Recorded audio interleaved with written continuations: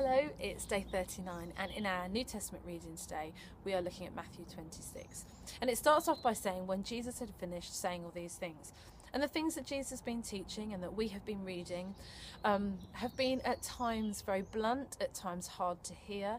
Certainly at times he was going after the religious leaders and our religious mindset too. He challenges as we read.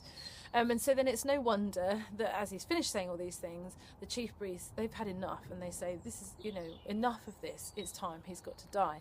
Their problem is that Jesus has quite a fan base, and so they don't want to cause a stir in people, but then Judas solves that by saying, I'm willing to hand him over to you. And we don't know why, what we can't know for sure what was going on in Judas's heart, what had caused him to be so disillusioned or disappointed or whatever, that meant that he was ready to do that to his friend. But regardless, he's willing. He's like, I'm in on the know. I know when will be a good time, a quiet time where you can arrest him without causing too much of a bother. And that is exactly what he does. There's a B. And so then the whole picture of the Passover meal, which on the one hand is incredibly intimate, it's the last gathering like this before Jesus' death. It's a really poignant moment because the Passover meal is to celebrate when God led his people out of slavery from Egypt, and he marked out his people with the whole symbol of the blood of the lamb over their doorways.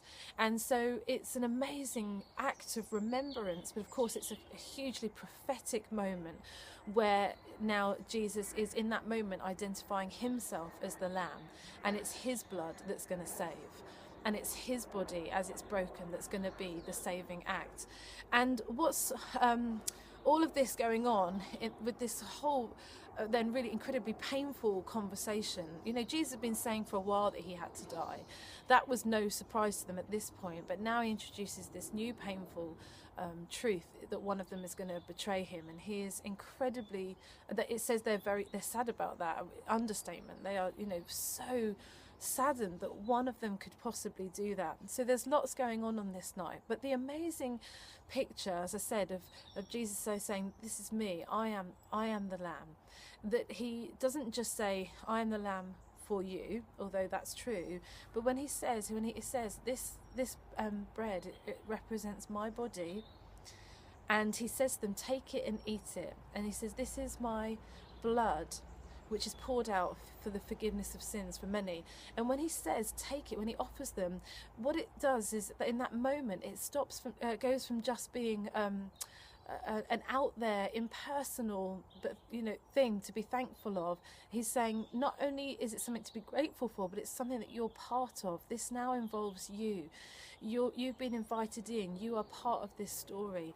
And in the same way for us, when we take communion, it's that recognition not only of who Jesus is and what he has achieved, but it's as we eat and as we drink, it's a reminder that it's personal, not just personal as a gift for us, though it is that, but also personal in that it requires our involvement.